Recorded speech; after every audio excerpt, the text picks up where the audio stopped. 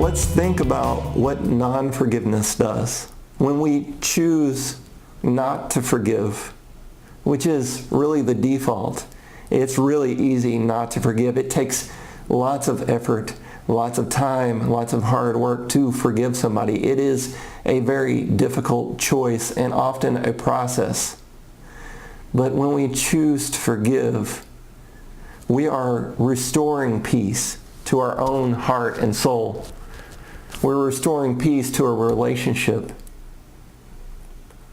We're allowing it to move forward. When we don't provide forgiveness, we are stopping the relationship. We are putting it on hold. We are perhaps living in a fake reality, one that's not true. If I live with you and keep interacting with you, but I have not fully forgiven you, then I'm holding something back, and you're not getting all of me.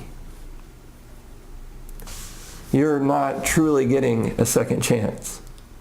And when I live with non-forgiveness or unforgiveness, I am allowing myself to remain in anger, to remain in annoyance and irritation and frustration.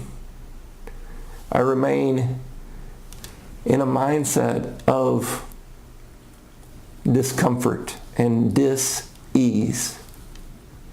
It ends up hurting me when I don't forgive. So it's important to forgive. It's for us, yes, but it's also one of the most beautiful things that we can give to another person.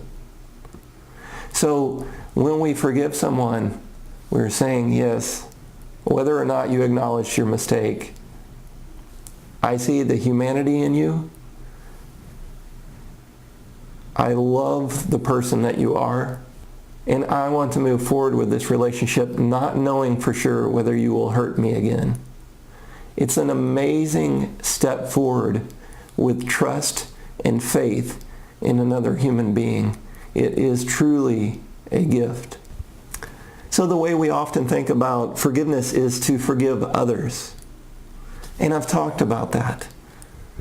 But another way that we forgive that is extremely important, maybe is a bit more difficult, is forgiving ourselves. Saying to our past self that we forgive the mistakes that we made.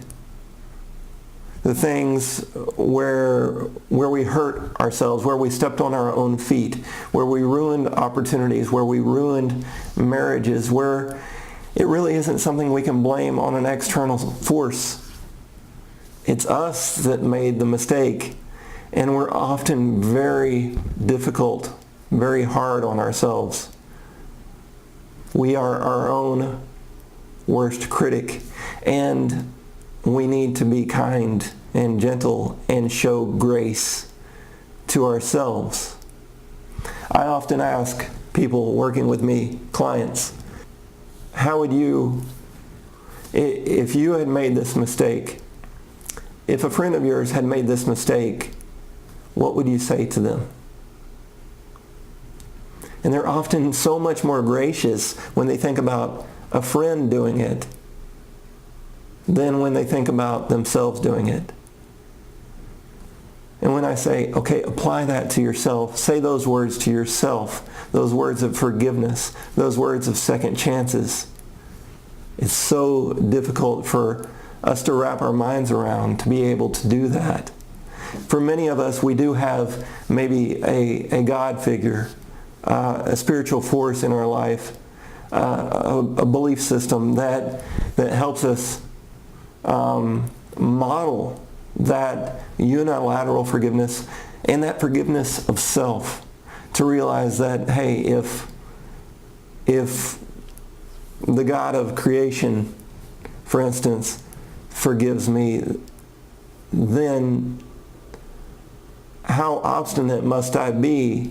How rebellious and full of pride must I be to not agree and accept that forgiveness? Forgiving yourself is so hard.